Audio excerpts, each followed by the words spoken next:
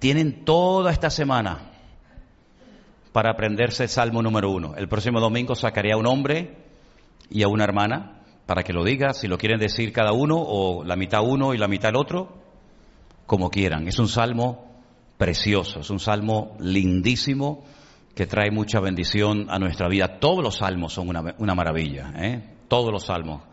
Los que están siguiendo los devocionales de cada mañana, estamos haciendo un recorrido por algunos salmos y realmente yo personalmente estoy disfrutando muchísimo porque es literatura bíblica, literatura hebrea, poesía hebrea, y si tuvierais algunos la oportunidad de poder leer esos salmos en hebreo, es increíble a ver veces cómo riman, cómo las palabras juegan y hacen sonidos muy interesantes. Por ejemplo, en el Salmo número 1, Ashrei Haish Asher Lo Halach Basar Reshaim Udere Hataim Umoshal de Sin Lo Yesha. Ese es el río del agua del desierto. Y cuando lo vas pronunciando de una forma lenta y pausada, vas como yendo con una multitud de gente que se sabe el Salmo de memoria, vas viendo cómo es como si se produjera un río, un hilo de agua, ¿no? Y hay muchas claves para aprenderse los salmos. El Salmo 119, que en su día también lo estudiamos aquí en la Biblia, estudiamos todas las preguntas que aparecen, y es un salmo realmente extraordinario donde vemos el orden, cómo va una letra llevándote a otra y a otra y a otra, y así lo puedes aprender mucho más fácil, porque sabes que las primeras 8 letras, los primeros 8 versículos, empiezan por la misma letra, las siguientes 8 por la segunda letra, y así sucesivamente, y puedes ubicarte en cualquier momento en la parte del salmo que está leyendo, con qué letra, con qué palabra empieza ese versículo. Realmente les animo a que lean el libro de los salmos. De hecho, todos los días deberíamos leer algunos salmos. Hay salmos para empezar el día, salmos para ir a la guerra, salmos para gente que está pasando dificultades. Hay un salmo para la gente anciana, para la gente que ya tiene una cierta edad en la vida. Hay salmos para las mujeres que están a punto de dar a luz. Hay salmos para todos los momentos y circunstancias, por muy difíciles y adversas que sean de la vida. Así que lean ese libro de los salmos, que es realmente algo extraordinario. Su nombre original, salmo, es Teilín, y de ahí viene la palabra oración, que es Teilá. Teilá es oración, Teilín es salmos, y está relacionado el mundo de los salmos, el mundo de la alabanza, con la oración, porque la alabanza y la oración van de la mano, una lleva a la otra. Bueno, voy a pedirle a los niños, ya si pueden pasar, ¿verdad?, a sus respectivas clases, y nosotros nos vamos a quedar aquí, y les invito a abrir la carta del apóstol Pablo a los Filipenses. Carta del apóstol Pablo a los Filipenses. Vamos en esta tarde a estar analizando esta hermosa epístola. Entraría dentro de las epístolas de prisión. Saben ustedes, lo hemos dicho muchas veces, que hay 4 cartas que el apóstol Pablo escribió desde la cárcel. Esta es una de ellas. La siguiente sería Colosenses. Hay otra que es la carta a los Efesios, y una carta también que se la escribió al hermano Filemón, al que había perdido un esclavo llamado Onésimo. Estas 4 cartas las escribe Pablo desde su mazmorra, desde su cárcel en Roma, donde se calcula que pudo haber estado unos 4 años aproximadamente, entre el tiempo que estuvo preso en Cesarea, luego posteriormente fue llevado a Roma, donde él apeló como ciudadano romano para que el emperador romano atendiera su causa. Pues en ese intervalo pasaron aproximadamente 4 años. La carta a los Filipenses es la carta más personal de todas las que Pablo escribe. Aparece en más de 100 ocasiones el pronombre personal en primera persona. Cuando uno lee la carta a Filipenses, aunque es una carta relativamente corta, pero muy profunda, uno nota que hay un cariño especial de Pablo por esa iglesia. Tenemos en el libro de los Hechos el registro de cómo empezó la obra. Y es muy importante saber cómo empezó la obra. Algunos de ustedes que han estado aquí desde el principio, otros que se han ido añadiendo con el paso de los años, ¿verdad? Pero es muy importante a veces ver cómo comenzó la obra. Y en esta ocasión, gracias al Señor, el libro de los Hechos, en el capítulo 16, nos relata cómo Pablo recibió un llamado especial para ir a la ciudad de Filipo, a predicarles el Evangelio.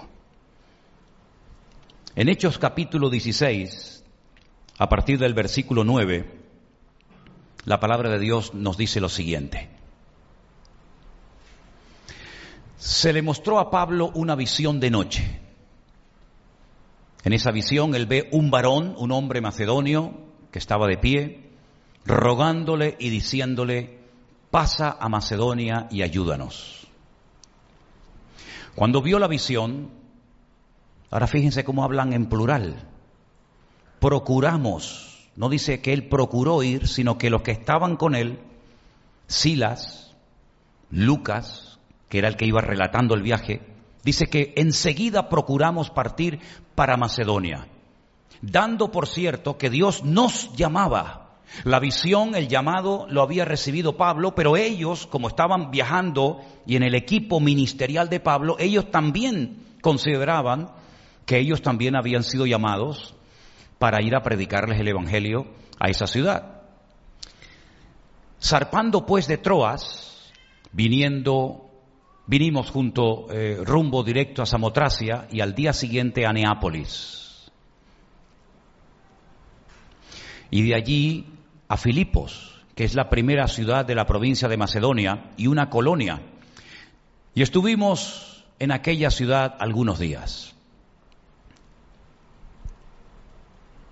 Y un día de reposo salimos fuera de la puerta. Esto es algo muy significativo, porque no dice que en un día de reposo, como era la costumbre de Pablo, se fue a la sinagoga a predicarle a los judíos. Es que no había sinagoga.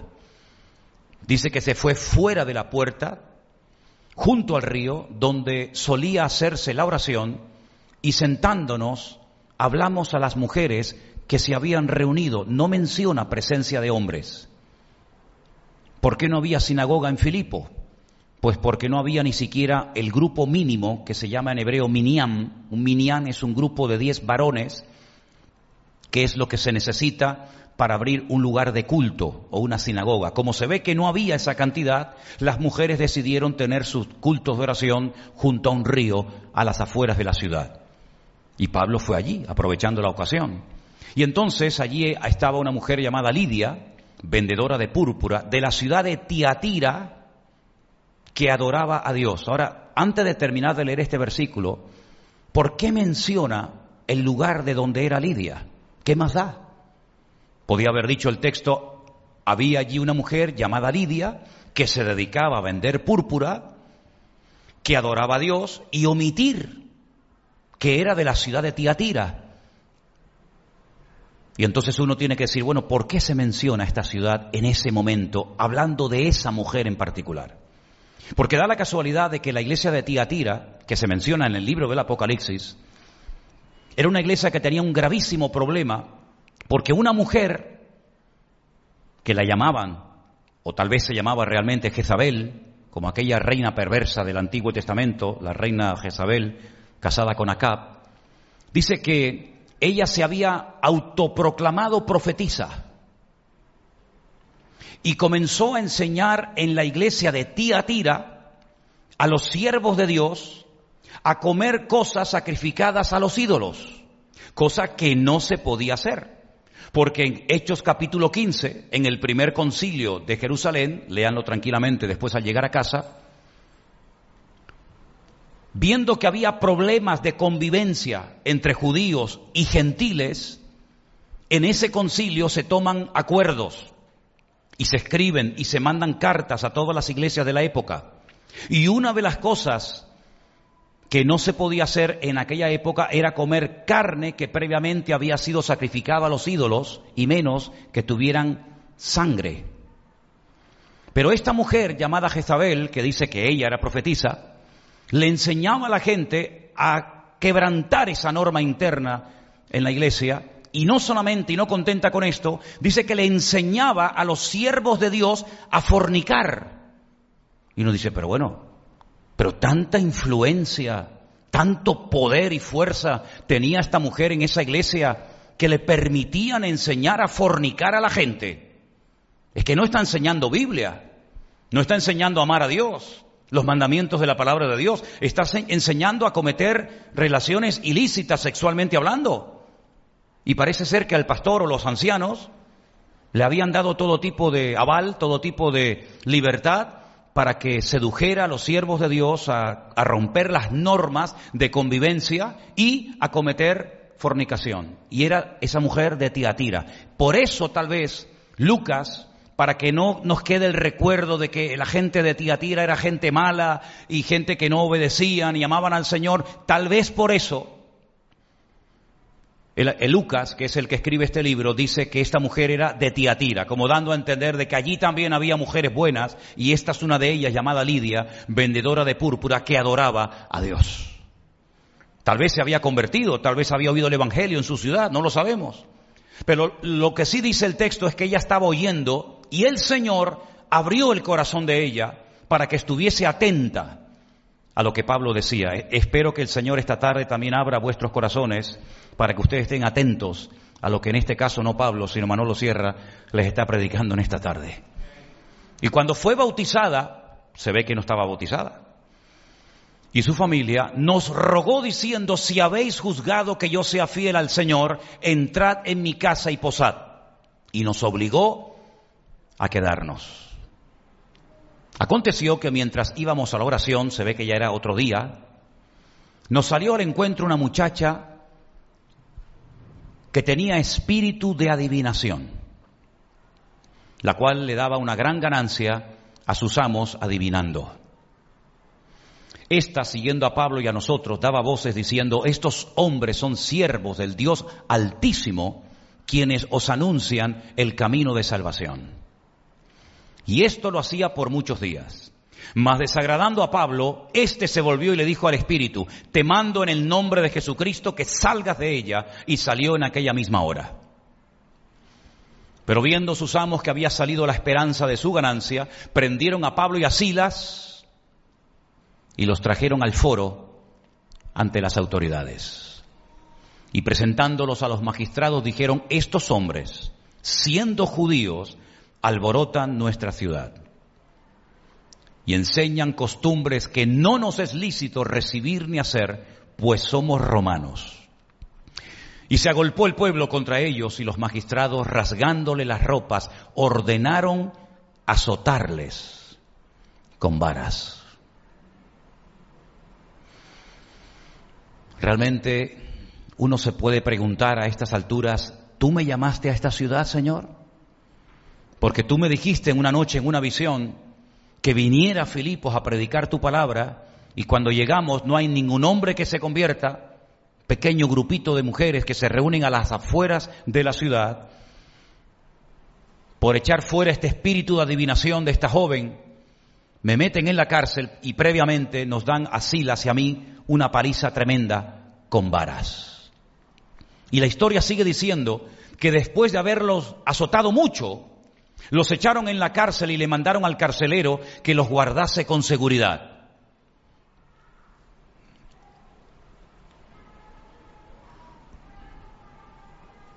Hoy está lenta la lectura, ¿no? Yo voy al ritmo que me marcan. El cual, recibido este mandato, los metió en el calabozo de más adentro y les aseguró los pies en el cepo.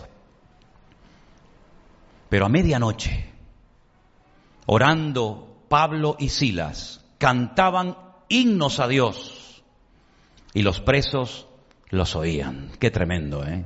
Qué maravilla. Entonces sobrevino de repente un gran terremoto, de tal manera que los cimientos de la cárcel se sacudían, y al instante se abrieron todas las puertas y las cadenas de todos se soltaron. Y es allí donde ocurre algo tremendo, porque dice que el carcelero se despierta y, viendo las puertas abiertas de la cárcel, sacó la espada y se iba a matar, pensando que los presos habían huido. Pero no había huido ninguno. Pablo, clamando a gran voz, dijo: no te hagas ningún mal, pues todos estamos aquí. Gloria a Dios. Qué milagro, ¿eh? Abren las puertas a los presos para que vean cómo salen todos corriendo. Pero estaban más a gusto dentro de la cárcel, con la presencia del Señor, que fuera de la misma. Entonces, pidiendo luz, se precipitó adentro y temblando se postró a los pies de Pablo y de Silas. Y sacándolos les dijo: señores, ¿qué debo hacer para ser salvo? Y este es el mensaje, la predicación más corta del mundo. Cree en el Señor Jesucristo y serás salvo tú y tu casa. Y aclaro que esto no es una promesa genérica, sino esto es una palabra concreta, específica, para ese hombre y esa familia en ese momento. No es una promesa, es una profecía, es una palabra que le dio el apóstol Pablo a este hombre. Le hablan la palabra del Señor a él y a todos los que estaban en su casa, y a continuación sigue diciendo la palabra que tomándolos en aquella misma hora de la noche, les lavó las heridas y enseguida se bautizó él con todos los suyos. Y así empieza en Filipo esta congregación, echando fuera al demonio de una joven con espíritu de adivinación.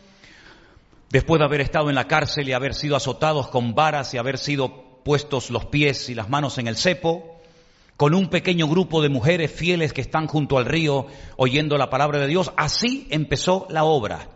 Después, si seguimos leyendo el libro de los Hechos, vemos que Pablo y Silas, o Silvano, porque Silvano y Silas es la misma persona, siguen su viaje y se queda al frente de la congregación Lucas. ¿Cómo lo sabemos? Porque si ustedes siguen leyendo el libro de los Hechos, se van a dar cuenta de que ya él no se incluye en el relato bíblico, sino que durante 8 largos años Lucas se queda como pastor al frente de esa congregación. 10 años más tarde de los acontecimientos que hemos leído en esta noche, es decir, una década después de haber fundado de esta manera la iglesia en Filipo, es decir, a los filipenses, Pablo decide escribirles una carta desde la cárcel. Y esa carta, gracias a Dios, la tenemos entera en nuestras Biblias. Y es una carta donde él expresa amor por los filipenses.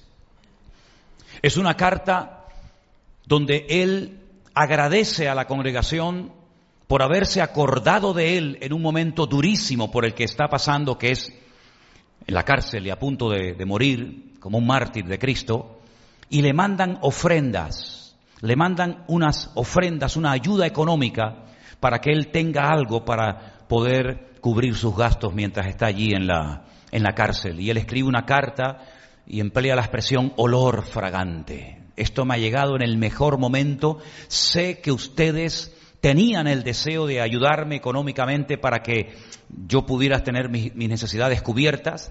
No lo habíais podido hacer en el pasado, pero no os preocupéis, queridos hermanos, porque el Señor me ha enseñado cosas tremendas. Me ha enseñado a vivir en abundancia y me ha enseñado a vivir en escasez. He aprendido a contentarme en cualquier situación de la vida en la que me encuentre. Y al final es cuando él dice, porque todo lo puedo en Cristo que me fortalece. Es decir, para poder decir con autoridad, todo lo puedo en Cristo que me fortalece, sería muy bueno que leyéramos los versículos que preceden al 4:13, porque es la escuela por la que Pablo tuvo que pasar. Escasez, dificultades, persecución, cárceles, azotes, murmuraciones, etcétera, etcétera. Y al final de esa escuela, al final de haber aprobado todos los exámenes con buena nota, es cuando por fin él puede decir, todo lo puedo en Cristo que me fortalece. Se entera de que la congregación, donde había muchas mujeres de muy buena posición social, hay algunas discrepancias y algunas peleas y algunas divisiones internas, y menciona nombres de 2 miembros, de 2 hermanas de la iglesia. Una de ellas era Evodia, la otra era Síntique, y desde la cárcel Pablo les escribe diciéndole, hermanas, os ruego por favor que se reconcilien, que se arreglen las cosas entre ustedes y que sean de un mismo sentir en el Señor. Ahora, dije al principio que es la carta más personal de todas las que Pablo escribe, pero analizando letra a letra, casi palabra por palabra, la carta a los filipenses, vamos a encontrar que hay 2 palabras que él continuamente está repitiendo a lo largo de la epístola. Vengan conmigo al capítulo 1 de Filipenses, y la primera palabra que vamos a encontrar es la palabra evangelio. Evangelio, la buena nueva, el mensaje de salvación. Y él comienza a utilizar esta palabra haciendo referencia a diferentes asuntos. capítulo 1, versículo 5. Él dice que está orando, dándole gracias al Señor por los hermanos de Filipo, y dice, y por vuestra comunión en el Evangelio, unión. Estamos unidos, hay una unidad entre ustedes y yo a la hora de predicar, de anunciar, de vivir y de practicar el Evangelio. Es decir, no es que ustedes están predicando una cosa y yo estoy predicando otra, sino que estamos en una común unión, hay coinonía, hay una unidad perfecta, maravillosa entre la congregación y yo, porque tenemos en común el Evangelio desde el primer día hasta ahora. Es una iglesia que empezó de una forma muy sencilla, atípica, porque generalmente las iglesias no nacían de esta manera, pero Pablo valora lo poco, lo pequeño. Pablo no se queja, Pablo no dice, bueno, al fin y al cabo se han convertido muy pocas personas, no merece la pena que esté más tiempo aquí, sino que lo que vemos es que lo que empezó de una forma muy sencilla, muy humilde, casi pasando desapercibida, se constituye con el paso de los años en una iglesia poderosa, en una iglesia preciosa, y gracias al Señor tenemos esta carta en nuestras manos. En el capítulo 1, versículo 7, también dice, y como me es justo sentir esto de todos vosotros, por cuanto os tengo en el corazón y en mis prisiones y en la defensa y confirmación del Evangelio, ¿verdad? Una vez más utiliza la palabra Evangelio en este caso para ver cómo Dios está confirmando, consolidando la obra en la iglesia y en el corazón de los miembros. Seguimos en el capítulo 1, saltamos al verso 12. Donde dice, quiero que sepáis, hermanos, que las cosas que me han sucedido han redundado más bien para el progreso del Evangelio. Y esa palabra progreso en el texto original en griego es muy interesante porque habla de cómo se abrían paso los soldados romanos en la maleza, en lugares donde era muy difícil pasar, pero ellos a base de machetazo, ¿verdad? Y abriendo camino, pues iban avanzando, iban progresando. Y el apóstol Pablo dice, es verdad. Ha habido dificultades, ha habido persecuciones, ha habido llanto, ha habido lágrimas, ha habido derramamiento de sangre, pero todo eso, quiero que sepan que no ha sido un freno al Evangelio, sino al contrario, todo esto ha redundado para el avance, para el desarrollo, para el progreso del Evangelio. En el capítulo 1, el verso 17, Pablo dice, pero los otros por amor, sabiendo que estoy puesto para la defensa del Evangelio. Le habían informado de que había personas que querían imitarlo, querían hacer lo que él hacía, predicar como él predicaba, viajar como él viajaba, por envidia, por celos, para hacerle, digamos, la competencia, por decirlo de alguna manera, y esto se lo habían dicho a Pablo, y Pablo dice, bueno, pues están predicando a Cristo, sí, ¿lo hacen por envidia? Sí, hermano, bueno, pues están predicando a Cristo, ¿por qué sigan predicando a Cristo? Ellos tendrán que rendir cuenta delante de Dios, a ver por qué ellos también quieren vivir y viajar y predicar y enseñar como yo. Aquí lo importante es que se está predicando el Evangelio, dice, y yo estoy puesto para la defensa del Evangelio. A veces hay momentos en los que Dios nos da oportunidad para proclamar el Evangelio, pero habrá muchos momentos en tu familia, en tus compañeros de trabajo, en la universidad, donde vives, donde te desenvuelves, donde tendrás que defender el Evangelio. Y dice la Biblia que tenemos que estar siempre preparados para defender, para presentar respuestas coherentes ante todo aquel que demande razón de la esperanza que hay en nosotros. Y Pablo sabía que no solamente él tenía la obligación y el deber de predicar el Evangelio. De hecho dijo, ¡ay de mí! Si no anuncio, si no proclamo y si no predico el Evangelio. Pero también sabía, y lo hizo muy bien desde la cárcel a través de sus epístolas, que a veces él tenía que defender y pelear a favor del Evangelio. En el capítulo 1, el versículo 27, vuelve otra vez a aparecer la palabra. Solamente que os comportéis como es digno del Evangelio. Usted puede proclamar el Evangelio, puede defender el Evangelio, puede creer en el Evangelio, pero la pregunta es, ¿y está viviendo dignamente conforme a las exigencias del Evangelio? No es a los filipenses, sino a los romanos, que en cierta ocasión Pablo les dice, yo no me avergüenzo del Evangelio, porque es poder de Dios, pero que nunca el Evangelio se tenga que avergonzar de nuestra conducta y de nuestro mal testimonio ante la sociedad. Pablo dice que tenemos que vivir dignamente conforme al Evangelio. Y al final del capítulo 1, verso 27, dice, por la fe del Evangelio.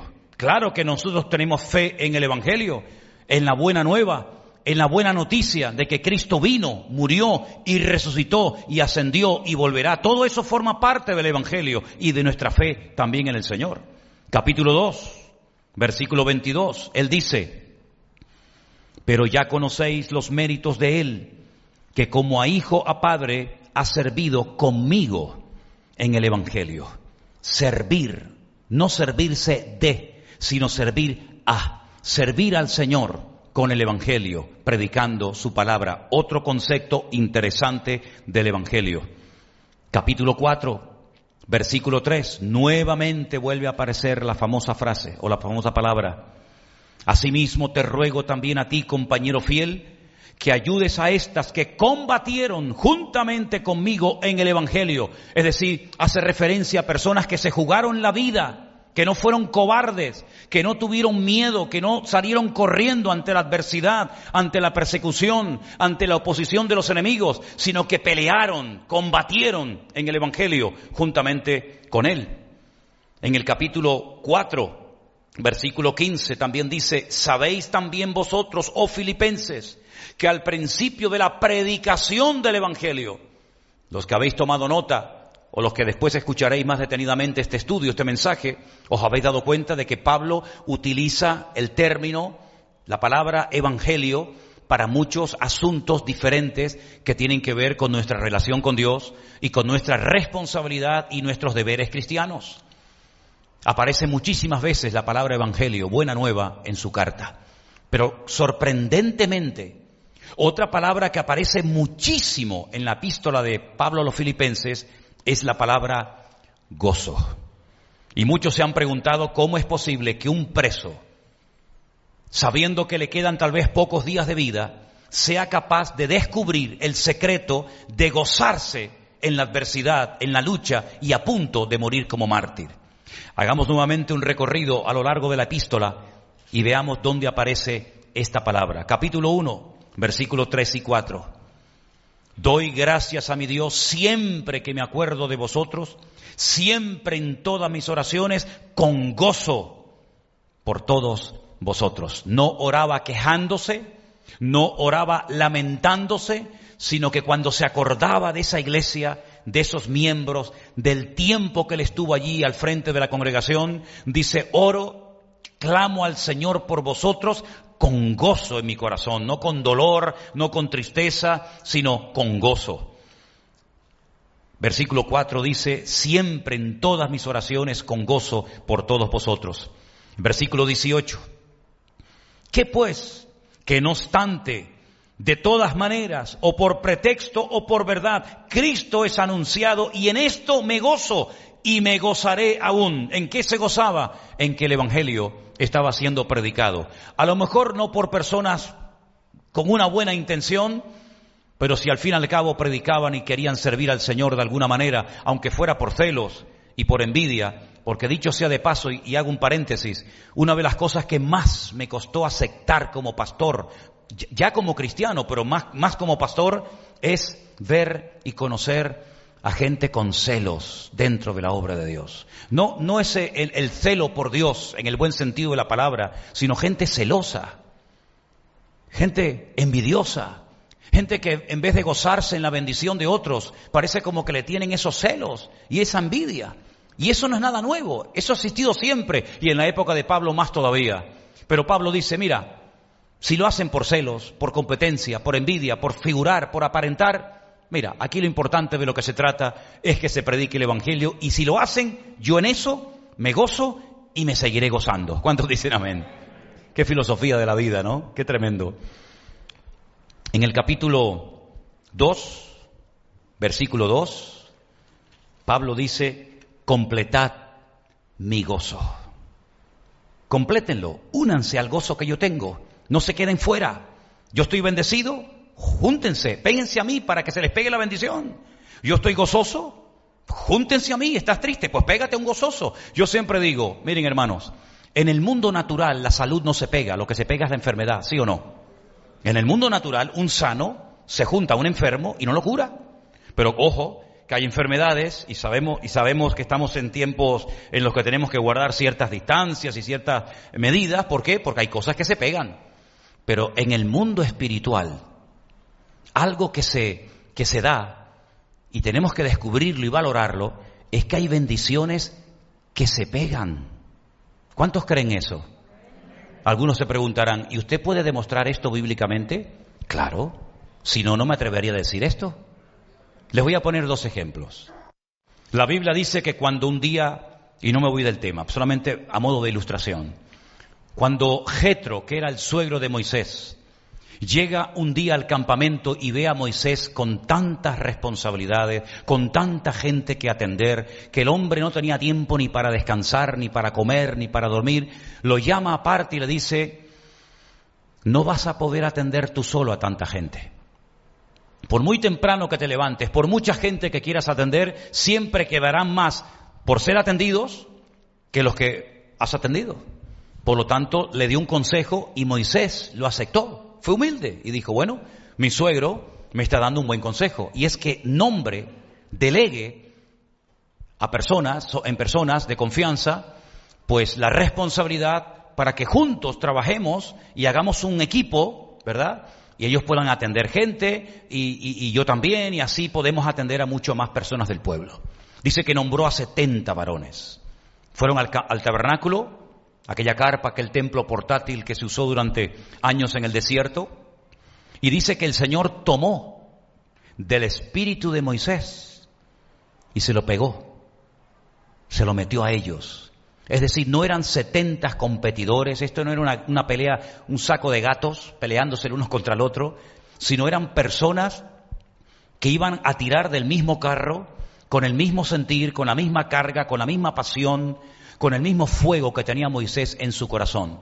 Y si vamos al Nuevo Testamento, cuando el Señor Jesucristo le dice a sus discípulos, vayan a visitar las aldeas y preparen el terreno y anúncienle que dentro de poco iré a visitarles, dicen, cuando lleguen a alguna casa y no os quieran dar hospedaje, lo cual era casi obligatorio en aquella época y se valoraba mucho, si no os reciben en una casa, vuestra paz quedará con vosotros, se volverá a vosotros. Pero si en una casa os hospedan, coman lo que les pongan, aunque no les guste, cómanlo, no vayan saltando de una casa a otra, quédense allí, dice, vuestra paz reposará sobre los habitantes de ese hogar. Luego nosotros transmitimos no solamente la parte genética en la vida de nuestros hijos, sino que también nosotros transmitimos, queriendo sin querer, nuestro espíritu. Por eso yo digo, usted está triste, busca un hermano alegre y algo bueno se le pegará. Tal vez por eso el mundo inventó un refrán, no es bíblico, pero es del mundo y dice, ¿cómo dice? El que a buen árbol se arrima, buena sombra le cobija. De ese no me acordaba mucho, pero del bíblico sí me acuerdo. El bíblico dice, anda con sabios y sabio serás. ¿Cuántos dicen amén? ¿Usted quiere ser sabio? ¿Cuántos quieren ser sabios? Busque a uno que sea sabio y péguese a él, algo se le pegará. ¿Usted quiere ser una persona de fe? Péguese a uno que tenga mucha fe y algo se le pegará. Y por eso vemos en la palabra de Dios que el gozo del Señor, que es nuestra fortaleza, también es contagioso. Usted no ha estado en una reunión donde uno empieza a reírse y el otro no sabe de qué se están riendo y todos en la sala terminan riéndose y al final dicen, ¿pero de qué se están riendo? No sé, pero nos hizo gracia. ¿Sí o no? Es como cuando hablamos de piojo. A todo el mundo le... Bueno, vamos a dejar eso. Filipenses 2:17, ¿qué dice? Y aunque sea derramado en libación es el líquido, era la sangre que se recogía de los animales y se echaba, ¿verdad?, sobre los sacrificios. Aunque yo sea derramado, fíjate, aunque me saquen la sangre y la derramen sobre el sacrificio y servicio de vuestra fe, me gozo y me regocijo con todos vosotros. ¿Cuántos dicen amén? Pues claro, gozarse, si me sueltan de la cárcel, gloria a Dios, hacemos una fiesta. Pero no, yo me voy a gozar el día que cojan mi sangre y la derramen sobre un altar, sobre un sacrificio, como si yo fuera un animal. Ese día me gozaré y me regocijaré, y ustedes también tienen que gozarse juntamente conmigo. ¿Cuántos dicen amén? No, uno nada más. ¿Cuántos dicen amén? Es tremendo esto, ¿eh? Esto es tremendo. Está hablando un preso, un anciano condenado a muerte. Y miren cómo habla. Capítulo 4, es el último versículo, versículo 10. En gran manera me gocé en el Señor. Ahí está la clave. En el Señor. En gran manera me gocé en el Señor de que ya al fin habéis revivido vuestro cuidado de mí, de lo cual también estabais solícitos, pero os faltaba la oportunidad. Es decir, en esta carta, Pablo le enseña a los filipenses que él, que es el que peor lo está pasando, que está, entre comillas, privado de libertad, tiene más gozo que toda la iglesia en peso. Es decir, ustedes no tienen que estar preocupados por mí.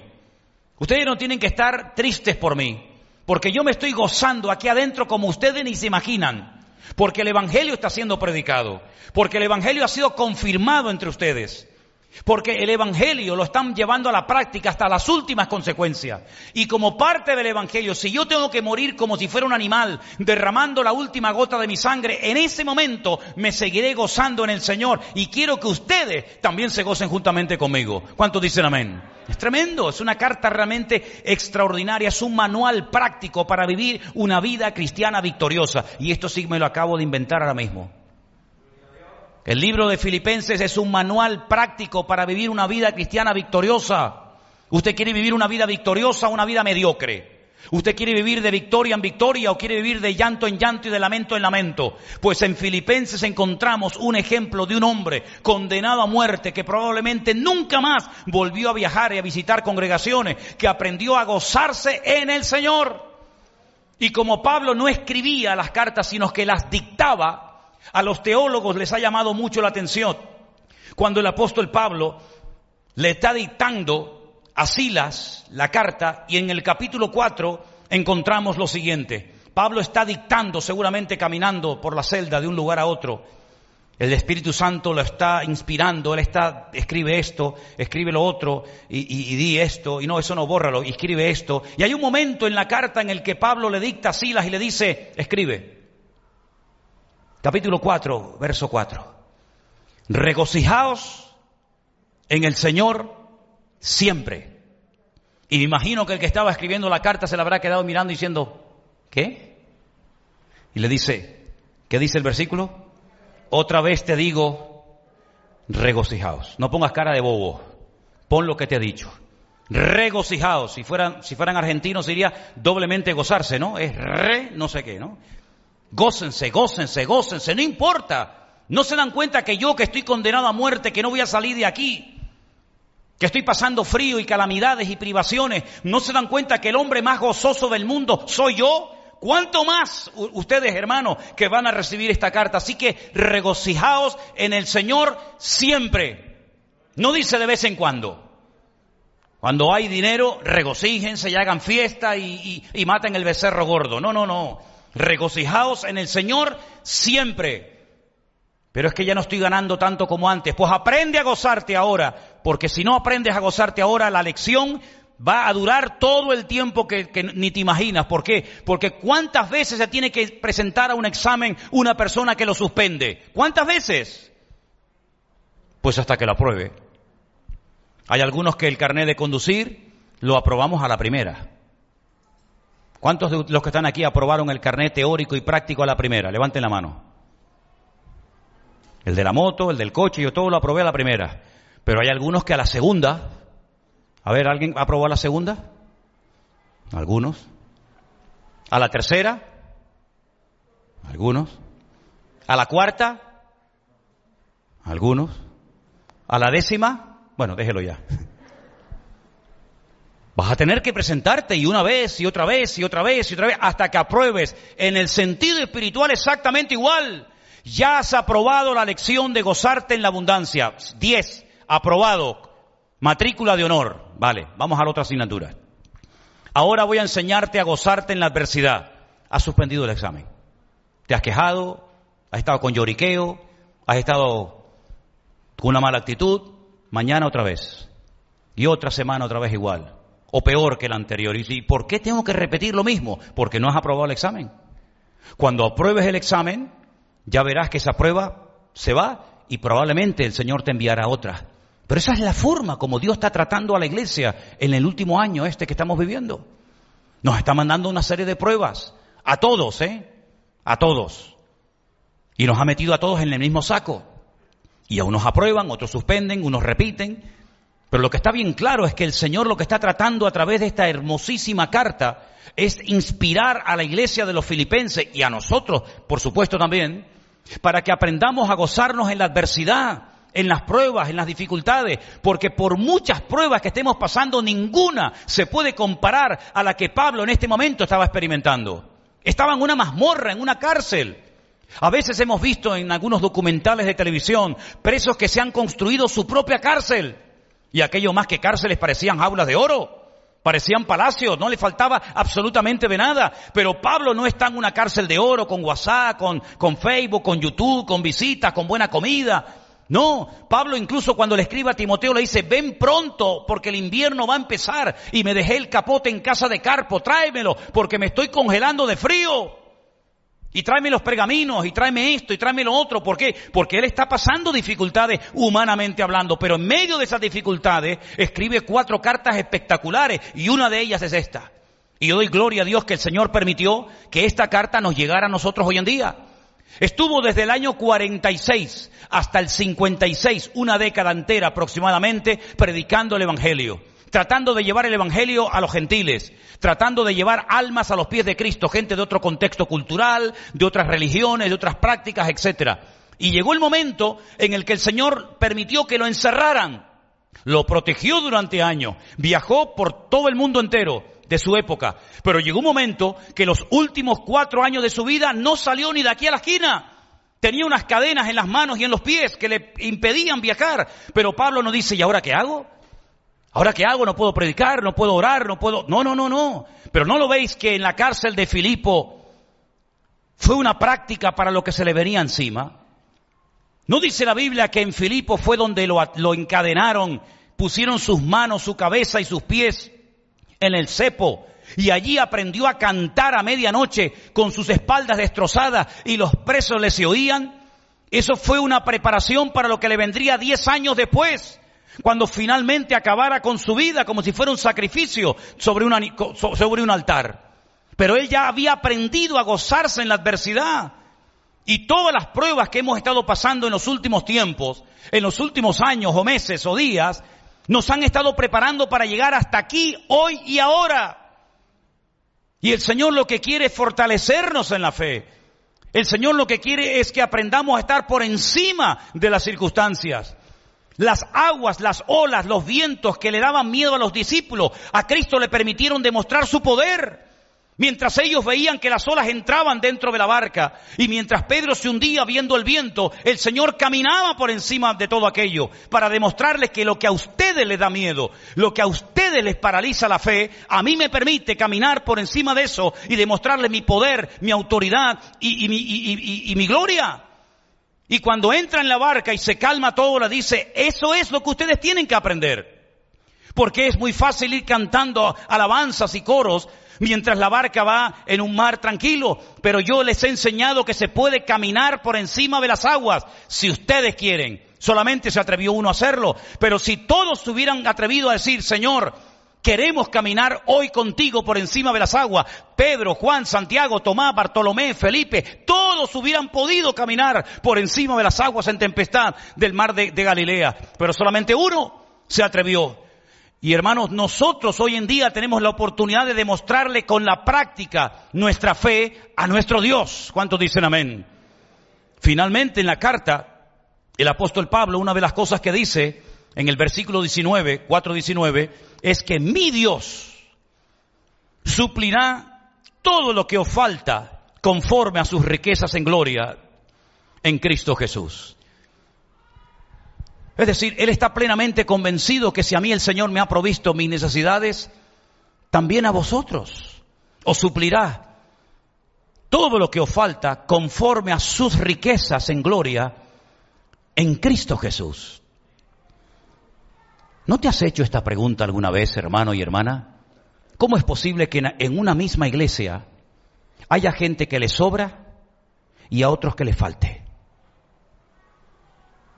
¿Cómo es posible que unos estén gozosos y otros tristes?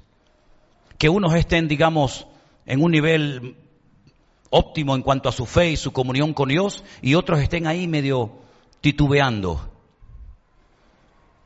Pues yo pienso que sería muy bueno preguntarle a los que están fuertes en la fe y a los que han aprendido a gozarse en la adversidad, pienso que sería muy bueno acercarnos y decirle: hermano, una pregunta. ¿A usted cuando se le murió su hijo, o cuando lo echaron del trabajo, o cuando le dijeron que tenía un cáncer terminal, o cuando comenzó a tener todo tipo de problemas que sabemos que los tuvo, cómo hizo para estar hoy tan gozoso y tan fuerte y madura en el Señor? Es muy importante que los miembros que están pasando por ciertas y determinadas dificultades se acerquen a sus hermanos mayores en la fe y les pregunten qué han hecho, cómo han logrado superar esos problemas, esas adversidades, esas pruebas, para que de esa manera podamos crecer al unísono y podamos gozarnos, porque los principios de Dios funcionan para todos los miembros de una congregación, y lo creo con todo mi corazón. Por eso Pablo lo que está diciendo aquí es algo tremendo. Él está diciendo: mi Dios, que era el Dios de todos los filipenses, suplirá todo lo que os falta conforme a sus riquezas en gloria en Cristo Jesús. Esto sí que es una promesa. Esto es una promesa genérica para toda la congregación. Es decir, el Dios que me ha provisto a mí, el Dios que me ha cuidado, el Dios que me ha usado, el Dios que me ha bendecido hasta aquí, es el Dios que ustedes tienen. Por lo tanto, no es que yo sea de un nivel superior a ustedes, sino que ustedes tienen que aprender que hay cosas que se aprenden con lágrimas, con sufrimiento y con dolor, pero que cuando las aprendes funcionan para toda tu vida. ¿Cuántos dicen amén? Y por eso Pablo termina diciendo: a Dios y Padre de nuestro Señor Jesucristo, a Él sea la gloria por los siglos de los siglos. Amén. Luego hay dos porciones en la carta que son realmente espectaculares. Yo les voy a pedir que ustedes tranquilamente las lean en casa.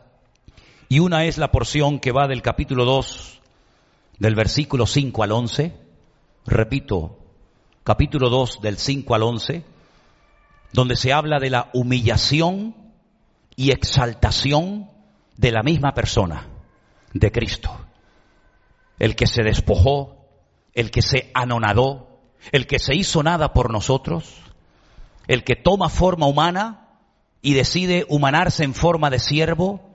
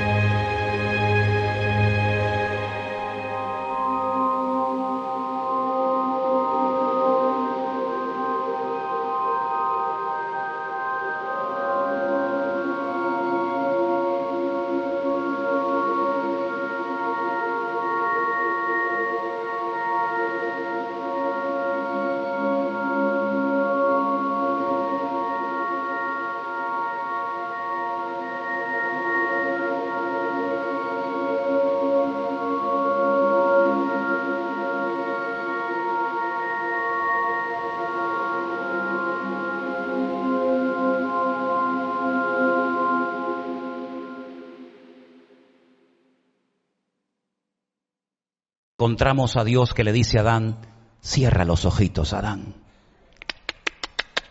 Duerme un poquito. Duerme, descansa. Y dice la Biblia que de su interior sacó la materia prima que Dios utilizaría posteriormente y le da una forma. Y cuando se despierta le dice, mira lo que he hecho, con algo que te saqué, mira la obra de arte que te traigo. Y Adán se quedó con la boca abierta. Eso es lo que Dios viene queriendo hacer en nuestra vida desde el día que nos convertimos a Él. Estad quietos, esperad en el Señor, pacientemente esperé en el Señor. Y mientras descansamos en Dios, Dios comenzará a podar las ramas secas de nuestra alma. Dios comenzará a esculpir la figura de Cristo en nosotros, de tal manera que cuando nos despertemos de este sueño, podamos ver la obra maravillosa que Cristo ha hecho en nosotros. Por eso Pablo le dice a nuestros hermanos de Filipo, pónganse de pie por favor. Estoy persuadido de esto, Filipenses 1, versículo 6.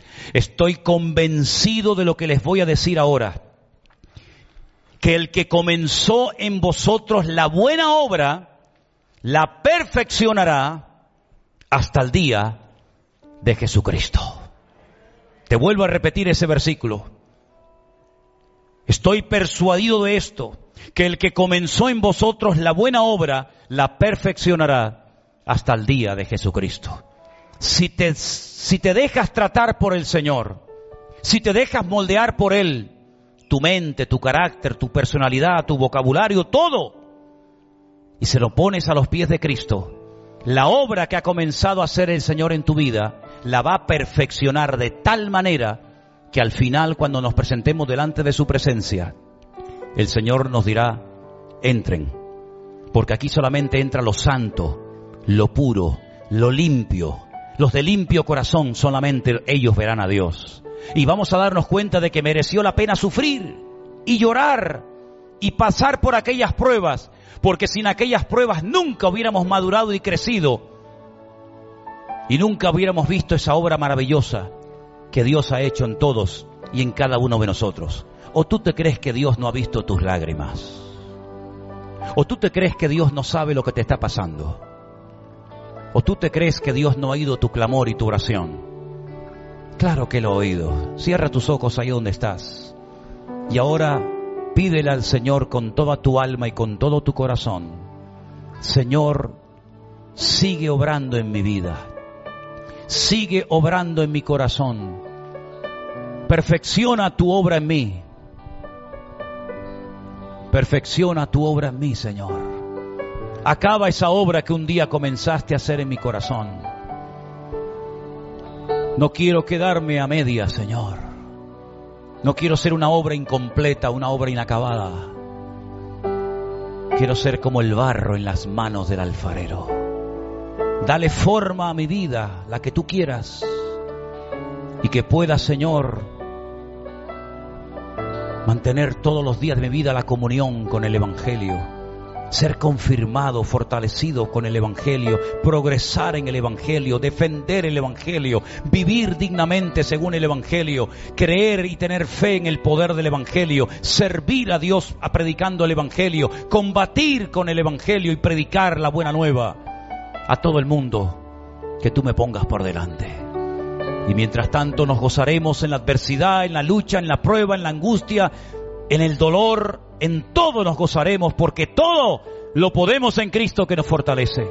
Y si algo nos falta, mi Dios suplirá todas mis necesidades conforme a sus riquezas en gloria en Cristo Jesús, Señor nuestro. Gracias por esta joya, gracias por este regalo hermoso de esta epístola a los Filipenses que nos anima y fortalece nuestra fe. Señor, gracias por tu bendita palabra, que reflexionemos y meditemos en ella todos los días de nuestra vida y que a ti te demos toda la gloria y la honra en el bendito nombre de Jesús.